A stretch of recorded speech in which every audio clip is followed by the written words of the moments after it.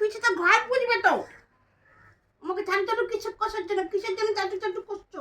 আর কিসের জন্য আমাকে চাটু চাটু করে? মা তুলে দেবে, তুমি উঠতে পারো না, তুমি ছোট বেবি।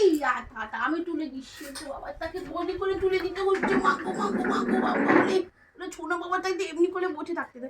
দেখো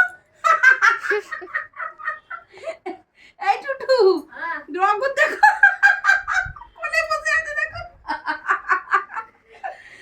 একে পাগল হয়ে যাচ্ছে। দিনকে দিন তুই বড় হচ্ছিস না ছোট হচ্ছিস?